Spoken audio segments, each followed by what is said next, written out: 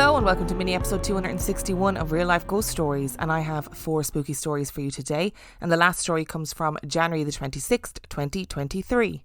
And story number 1 comes from Dani. I'm a believer that some people can see things that others can't, especially after life-altering circumstances. My son was 4 when this happened. When he was 18 months old, he aspirated a peanut and legally died twice, and was down for 3 to 5 minutes both times. It was by all accounts a near-death experience for him and traumatising for us. Going back 4 years, my 3 kids and I were staying at my mom's house. The rooms we were in were a Jack and Jill layout where there was a shared bathroom between the 2 bedrooms. My 4-year-old was sleeping with me in one room and his brother and sister stayed in the other attached room on the other side of the bathroom. He woke me up at 3 a.m. terrified, saying there was a monster in the corner of the room. I chalked it up to a very active imagination and tried to comfort him, but nothing worked. I would watch him as his eyes followed something all around the room. We prayed the Lord's Prayer together while he watched this monster fly to different corners of the room. At 5 a.m. I finally decided to snap pictures of where he was pointing and realised there were black orbs with what looked like a face in all the pictures. At about 6:30 a.m. he jumped up all excited, screaming that the light came and it's dragging the monster away, while jumping up and chasing it into the bathroom, then to the room his siblings were sleeping in. He said the light pulled the monster through the bathroom into the other room and out of the wall. He woke up his brother and sister saying that the light took the monster away while jumping with excitement. The second story takes place 12 years ago when my oldest child was a toddler. Our room was right next to our daughter's room, and she was terrified of the dark, so we would leave the light on in the hallway. I was laying in bed, tossing and turning, trying to sleep, but couldn't. After rolling on my back and looking at the ceiling, I was struck with the inability to move. Out of the corner of my eye, I saw something dark blocking the light in our doorway. The best way to describe it was looking like a Dementor from Harry Potter. I was terrified and was trying to reach to wake up my husband, but was unable to move, couldn't breathe, nothing but pure terror. I started to pray and the thing started to move backwards into the hallway, and when it disappeared I could move like I was released. It was one of the most terrifying experiences of my life. My same daughter from the last story was 5 when we were visiting my grandma. She was playing around the house and came running to me terrified. She said there was a man in the back room that had a purple face. We all walked her to the back of the house where she abruptly stopped in the hallway and refused to walk any further while pointing at the purple man that none of us could see. 3 weeks later, my grandma called me to tell me her neighbour was dead in his house for a month before he was found. Was it her neighbour? Was it her imagination? That's for you to decide. So I don't want to be a paranormal killjoy, but the second story sounds an awful lot like sleep paralysis, particularly when you said you rolled over onto your back and then it happened, because I don't suffer from sleep paralysis. I had sort of a mild version of it once and it's deeply unpleasant. But the people who do suffer from sleep paralysis often say that when they're on their back is when sleep paralysis is at its worst, and people see all sorts of dark shapes and figures and hags and monsters and demons, and they feel completely unable to move, and they are just completely overtaken with a feeling of terror. But Alice from the podcast The Ghost Gig, which is a great podcast if you are looking for a paranormal podcast to listen to, she suffers from sleep paralysis, and she was saying in an episode that we did recently that when she gets bouts of sleep paralysis, she has discovered that if she concentrates on moving a finger, just moving one finger, then she can break out of the sleep paralysis, which may be useful to people who are listening who maybe have started to suffer from sleep paralysis and don't quite know what to do with it. But as for Dani's first story, that gave me the heebie-jeebies to begin with, because I felt so anxious even reading the bit about your 18-month-old aspirating on a peanut and legally dying twice. I mean, choking is terrifying, and that just gave me such heebie-jeebies. And there are lots of people in the paranormal community who do kind of echo that belief that if you have a near-death experience, that somehow it leaves you more open to experiencing things. And as we've talked about countless times in the podcast, it would seem that children are more open to experiencing things in general, probably because they don't have expectations of the world, that they're more accepting, that they're more inclined towards magical thinking without thinking twice about it. But let me tell you, I would be absolutely shitting myself if I had a child and they were up in the night being like staring at a monster in the corner. Oh dear Lord. And just to say that Dani did attach photos to her email, and there were indeed little black orbs in all of the photos, or one individual little black orb in all of the photos. But it's nice to know that the light came and took the monster away. It always does make me think though with stories like this, what are kids seeing all the time that they just don't comment on, that they don't think is strange? Blows my mind. And story number 2 comes from Kyra. I was going on a school trip and I had to share a room with 7 girls, and we all had bunk beds. There were 5 bunk beds and I slept on a bunk bed alone, the one closest to the hallway door and the door to the bathroom. Of course, as a kid, I wanted to sleep on the top bunk of the bed. I kept my bags on the bottom bed and we all never moved them. I know you're going to think that the other girls did this, but wait until the end before you make your conclusion, and we didn't have any maids. The first day we just went to the sea and we ate dinner. When we came back, the bathroom door was open and the sink was wet. I know nobody did it because I was the only one with a key and I was the last one in the room. I know for sure I closed everything and we never used that sink.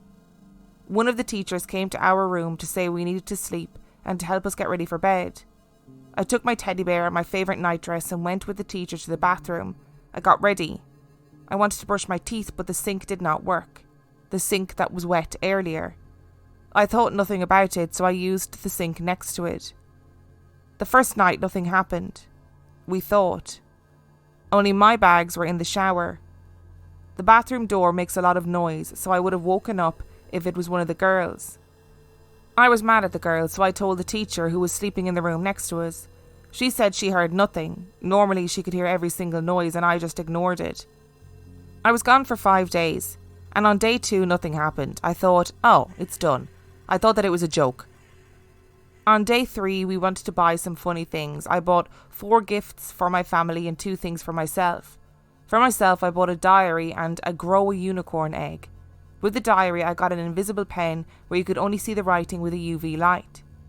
I put all of the things that I bought on my bed and I closed all the doors and locked the door. I went to the dinner room with all the other kids and everyone was there. After dinner, I was the first one in the room. Again, only my stuff was thrown off the bed. My teddy bear was not where I put it. It was in a random closet in the room. There was one just plain white wall, and my invisible pen was right under it, but it was open. I was curious, so I shined on the wall and saw 4 things written. Little Anna, Little Nick, Big Demon, and Kyra. Kyra is my name. From that day on, things got worse, only for me again. I went to sleep, but I was so scared. I woke up at around 2:30 at night. I heard an old phone ringing, but nobody could have a phone. It was forbidden, even the teachers couldn't. It was coming from the bathroom. I pretended that I was still asleep. I actually fell asleep 5 minutes later. I woke up again at 3 o'clock at night. I heard someone whispering and humming at the same time. Little Anna is okay. Little Nick is good. But Damon not. The invisible pen was in my bed. I looked at the walls with the UV light, but there was nothing there. Then I looked at my body. A drawing of a stick man with mad eyes was on my leg. I felt nothing. I quickly went back to sleep. The 4th day, the shower was on in the morning, nobody was there. I was the first one awake. That's pretty much everything on that day. The 5th day, my favourite dress was soaked wet in the sink. My teddy bear was laying in the shower and the invisible pen was laying on someone else's bed. Nothing was written. I packed everything in my bags again and I put my bags in the hallway. We were finally going. I was walking towards the stairs and it felt like someone was following me. I was in front of the stairs and I got pushed. I fell off the stairs. I don't know how, but I was not hurt except some little scratches on my legs and arms. I happily went home and nothing happened anymore. 6 months later, my mom booked a weekend trip for us from Friday until Monday. At this point, I was 8. Now I give you one chance to guess where we went. You probably guessed it. That nasty ass hotel. I didn't know we would go there until I saw it when everything came flooding back. I had all the creepy memories back. My mom brought me to the room and it was the exact same hallway. I went up the stairs in that hallway and I instantly felt something following me, and this time I knew it recognised me and it wasn't going to leave me alone. Not as many things as the first time, but this time it was way more aggressive. The first night my bags were again in the shower. I still can't explain how I knew my mom wouldn't do that. I ignored it again, and I think that was a really stupid decision. On the second day in the evening, I was watching TV with my mom when my teddy bear from the bed got thrown to the bathroom door. We ran out of the room and just ate dinner. We came back and everything was out of my bags. I was so freaked out that I prayed. Funny but true, it worked and everything stopped for this trip and I was happy. I'm also happy to say nothing happened again and we never came back to the hotel. This was my story. I hope you enjoyed it because I didn't. I bet you didn't. I mean, initially, I thought with this story that it was a case of bullying, you know. I thought that maybe the other girls in the room were being mean to you, and I have to say, as an adult, I've looked back on things in my childhood and gone, oh, those people were being really mean to me and I didn't realise at the time. However, the fact that you went back to that same place has made me change my mind. They are all really frustrating things to happen as well, like your bags ending up in the shower, your dress being soaked in the sink. Like, they're really annoying and horrible things to happen, especially when you're like a teenager on a school trip, right? And I feel like that UV pen is like the best and worst thing that you could have bought. I mean, how cool was a UV pen to have to write secrets in your diary in, first of all? But a perfect opportunity for ghosts or whatever to be writing secret messages on the wall for you, drawing little stick men on your body. Absolutely not. I mean, you'd absolutely like to think as well when you went back again that, of course, it wouldn't be your mum that was putting your bags into the shower. So it seems like whatever this was, did indeed remember you. And story number 3 comes from Brenda. My youngest son was at the University of Alabama at Birmingham in 2014. He lived in the dorms and had several suite mates along with a roommate. He'd been studying hard and not getting a lot of sleep. The others were in their living area playing video games and he decided to take a nap. He was in his dorm bed when he had an awful nightmare about a demon crawling up from the bottom of the bed and grabbing him, trying to drag him off the bed and to hell. He woke up screaming and all his suite mates came running. He didn't really want to tell them about the awful dream, so he mumbled something about a nightmare. They went back to the living area. His roommate knew him well and stayed in the room. He said, "Brad, tell me what happened in your dream." He did, and then he said, "That's not all." He slowly raised his shirt and showed his roommate 3 4-inch claw marks on his belly. This is true because the marks got infected and he came home that weekend so I could treat them. I would shit myself as a person who frequently has crazy dreams. If I woke up and there was any indication that dream had somehow been real, I'm throwing myself out a window. I would simply melt on the spot. And are you more vulnerable to dreams of this nature and dreams, you know what I mean when I say dreams of this nature, when you are overtired, when you're overworked, when you're stressed? Are you more vulnerable to dreams of this nature? Probably. And what does it mean when something is powerful enough to leave physical marks in your body? Like what is going on there that it's able to do something like that? I remember reading this story a good few years ago on a boards.ie forum, and this person was going through a really stressful time and woke up in the morning to find that like a load of their jeans, I think it was, were covered in all of these symbols and numbers and like just covered in all of this writing, and they were like, what the fuck is this? And it turned out that they were so stressed that in their sleep they had been getting up in the night and writing numbers and symbols and letters on any available surface, which in this case happened to be their jeans. But for a long time they were like, how is this happening? What is going on? And I still even think, even if there is a rational explanation for dreams like this, it's still pretty scary. And story number 4 comes from Kelly. I have a story that happened to my brother. When he was around 2 years old, he developed a really bad case of pneumonia. It progressed enough for him to be hospitalised. My mother would go and stay with him day and night while he was fighting the illness. He seemed to stabilise enough, so our cousin, who was the doctor, told my mother to go home, eat, shower and rest. he would be there to watch over my little brother. My mother did as she was told, returned to the hospital later till eventually, after many days, my brother returned home. Some time passed and my little brother was watching a TV show called Emergency, which was popular in the 1970s, when he spoke up to my mother saying, "Look, Mommy, that's what they did to me." My mother looked at the TV and, in shock, watched as the doctors used electric defibrillators on the patient. My mother just nodded as my brother kept watching the show unfazed. The first chance she had, she called our cousin the doctor and told him what my brother had said. With a long pause, he admitted that my brother had taken a turn for the worst while she was gone, and they had lost him briefly. They had indeed used the electric defib on him to revive him. He didn't say anything to my mother, feeling there was no need to worry her over something like that, which was over and done with. I definitely don't agree with that, but it was the 70s, and the "let's not upset the fragile little wife" frame of mind was very prominent. On another topic, my mother admitted to me a couple of years ago, I'm 52, that she's been able to see people's auras her whole life, and that most people have pleasant shades like yellow and blue.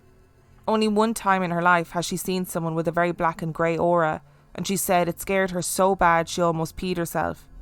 I, on the other hand, just have really strong intuition, like knowing a client will not come to an appointment they've just made with me, or a good feeling about a situation. I've gotten bad vibes from people, and I've even gotten them from watching them on TV. Like, "Don't ever let me be caught alone with that guy." I totally believe that in the 70s, totally believe that they would be like, let's just not say anything. What she doesn't know won't hurt her. And I mean, does that suggest that your little brother had some sort of out-of-body experience? Because if he was that ill that they had to defib him, you can be sure he was not awake. And of course, a small child is not going to understand the significance of using a defib, or the significance of a potential out-of-body experience. Again, man, kids are weird.